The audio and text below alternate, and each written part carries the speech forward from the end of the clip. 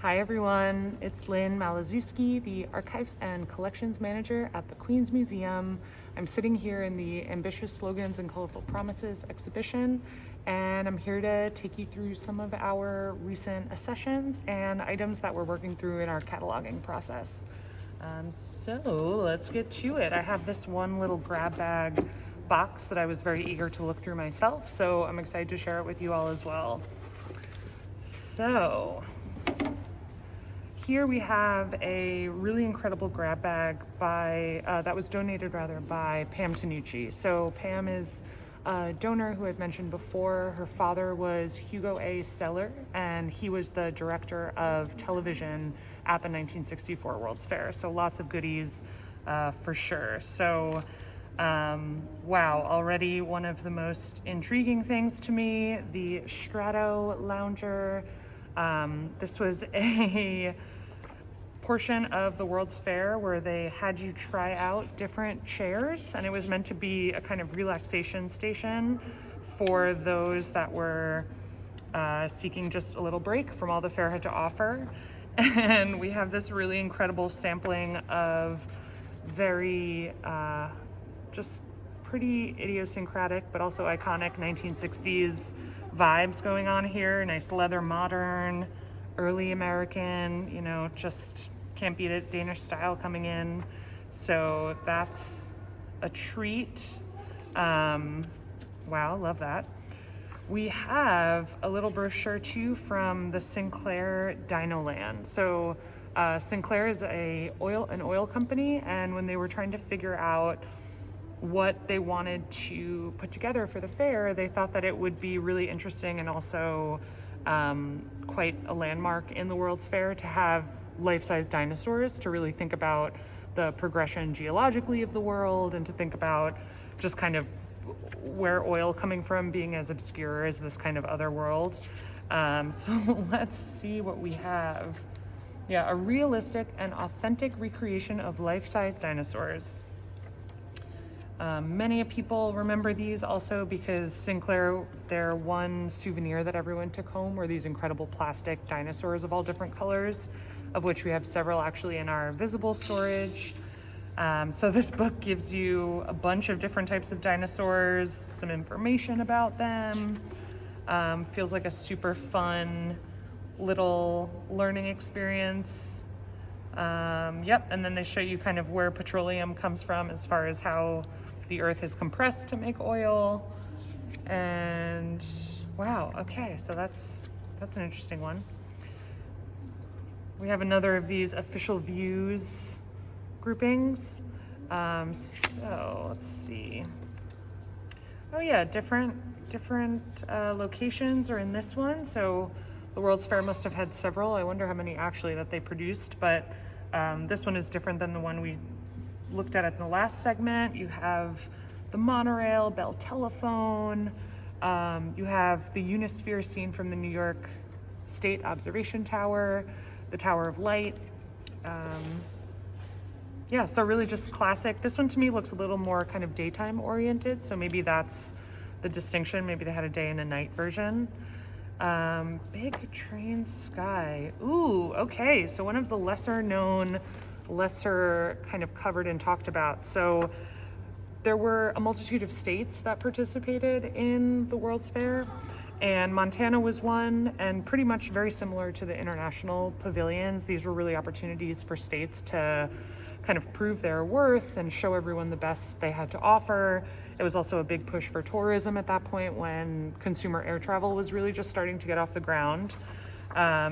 So you have people really leaning into their kind of legacy, I don't want to say stereotypes, but their legacy kind of identity from the first half of the 20th century, which is super interesting. So of course, Montana immediately has 3 cowboys. They're celebrating the Centennial Train, which is stopping in Omaha, Kansas City, St. Louis, Louisville, Cincinnati, Charleston, Washington, Baltimore, Philadelphia, New York. So just really pulling from the middle of the country to the East Coast. So we get an understanding of literally the stops on the train. Wow, there's a little itinerary here. So some days they have movies. Some days there are parades scheduled and situated. Let's see. So Philadelphia, Baltimore, New York City was the 10th stop. Just in time for, wow, for opening day of the World's Fair, actually, or shortly thereafter. They arrived on April 22nd, so yep, that's shortly thereafter. And look at that, Montana Day at the World's Fair was April 24th, so there we go, now we know. And they go all the way back to Chicago, Cleveland, Milwaukee, and it looks as though Minneapolis is the last stop. Great. Very cool. Huh. All right, that's cool. So this might have been a commemorative item for the Montana Day on the 24th, if I had to guess. Yep, so we have another souvenir book. We covered this one in our last session as well, so you can see they're pretty ubiquitous. Additionally, World's Fair Guide, pretty common as well, but we love to see them, we love to have them. What is this? The World's Fair House. Interesting. All right, there's a little bookmark here. Let's see what we got. Oh, so this item, so there's a good, okay. So there were a few different pavilions that were dedicated to the domestic space. You had the Better Living Center, you have the Underground House, you have many, you have Formica. So there was a World's Fair House, which it seems as though this magazine is commemorating, which was meant to really have all of the advancements that the modern human could want, as far as not only aesthetics, but technology and the like. So let's see if there's anything fun in here. Yeah, very 60s. There's a radio that's probably as big as like a loaf of bread in here in a cabinet. Oh wow, so they even set up a few different floor plans so people could kind of also re-envision, because this was also a moment where people were thinking more about a house being open and the different kind of social spaces that a house allows. So, you know, there's an essay, what is American contemporary as far as design? Oh, amazing. We have some really, really great photos here of some very punchy interiors. I love a candy striped kitchen island, green walls in the dining room. You know, people really just starting to get a bit more experimental. Oh wow, and several different floor plans as well for just ideas. Yeah, so the fair really wanted you to not only be aware of what materials were out there, but also start redesigning your house based on these materials. It was definitely a trade show in that way. Okay, we have some random, seemingly random photographs of what look to be a dinner. People are in mustaches and having a great time. Interesting. Let's see, this one looks promising. No notes on the back.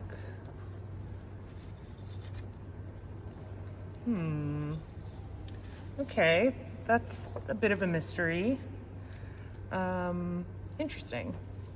This is something that frequently happens. We often find images that are definitely commemorating something that was probably very important, but where on the scale of time it falls and who these people are, we can't assume. So my gut feeling is that this is likely Pam's father, Herb, and maybe there was some sort of kind of opening dinner, or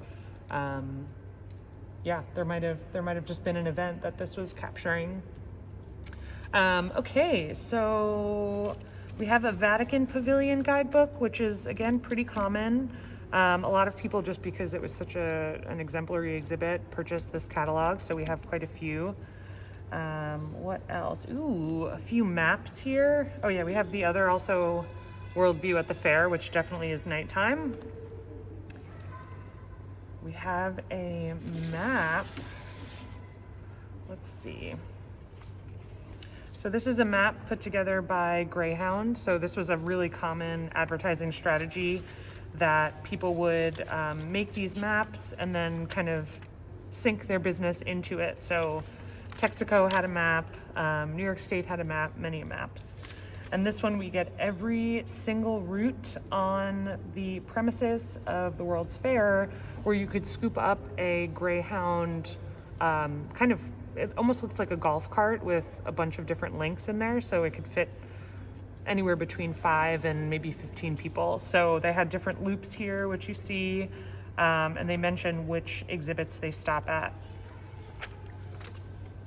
So let's see what else, what's on the back here. Oh yeah, so here they explain all their different modes of transportation: buses, scenic cruiser, escorter, glider ride. So there were a bunch of different ways to get around, as you can see.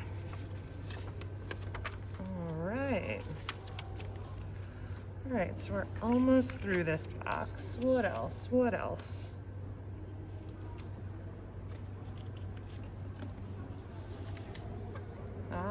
Okay. So we have some official stationery from Mr. Seller, which is really awesome. Full pad. Love that. We have a... Oh wow, that's funny. So this is an application to work at the World's Fair. Maybe this was Herb's daughter, if I had to guess. Yeah, date of birth 1945. She was almost 20. Yep, and it says Hugo Seller over there. Wow, all right, so she was looking for a job at the World's Fair, and this is the type of situation, pretty standard. Employment desired. Yeah, wow. Wow, they were very thorough with references. That's pretty interesting. So that's an intriguing document. And then here, what do we have? Oh, yes. Okay, so this is super cool. So this is, of course, hidden at the bottom. This is a record of the Pope's visit to the World's Fair, which happened, as we can see, in 1965. There's information spanning from literally, you know, almost a half hour by half hour schedule of the Holy Father visiting the United Nations, visiting St. Patrick's Cathedral, visiting Yankee Stadium, and eventually getting back to Kennedy Airport. So it seems like he was really only around for maybe a day? October 4th and 5th. Yep, that's when it was. So the beginning of October. Here's another of the same.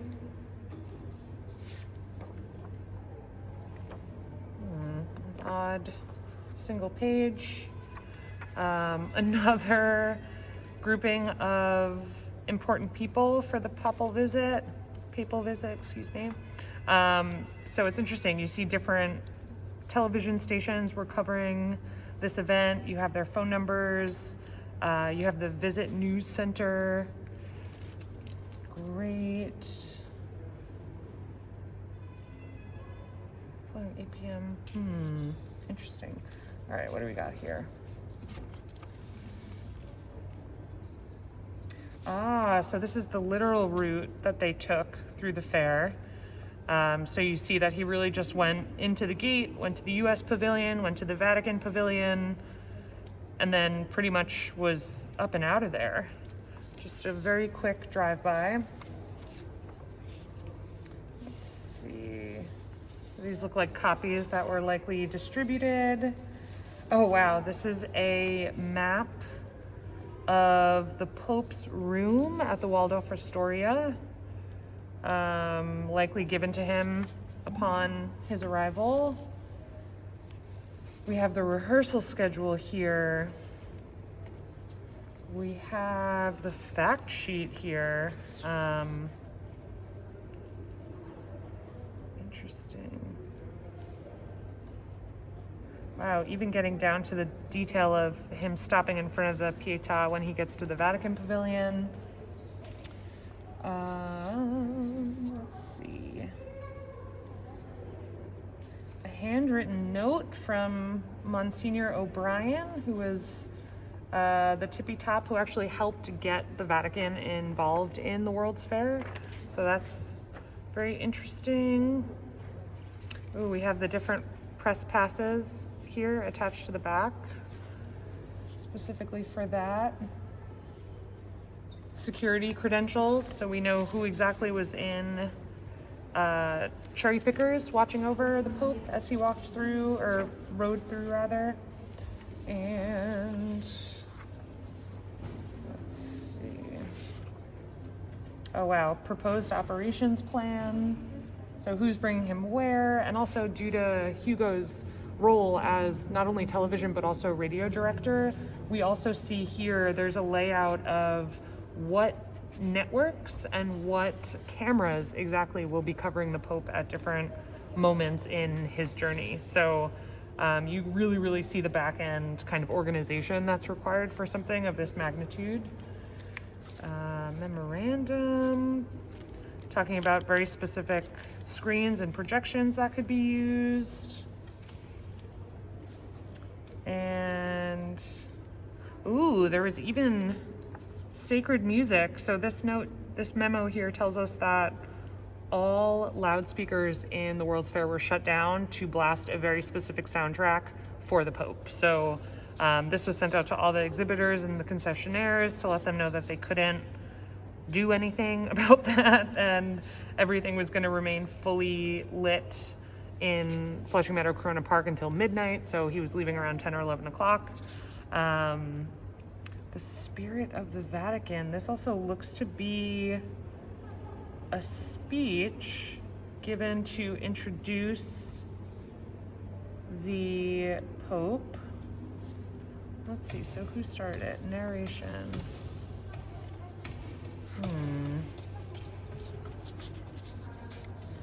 Interesting. Yeah, I'll have to do a little more research on this one just to see what the deal is. And it also, oh, interesting. So this folder says Vatican film. So there is a film that was made about the Vatican Pavilion and the Pope's visit to it. So it seems as though this wasn't just a visitation, this was the prep for what would eventually become that item in the archive. So really cool to just see all the back end kind of coordination and moving parts of this situation. And that film is something that we do have in our collection as well. We're working on digitizing, and ideally we will have that as an item to be seen at some point.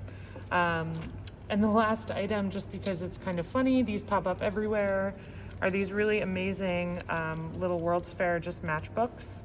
You know, had to get the advertising out there, had to remind smokers that there was something to do, and yeah. So this is my beautiful box of random curiosities today, and I'm really excited to keep looking into them. So thank you for joining me, and I'm looking forward to the next one.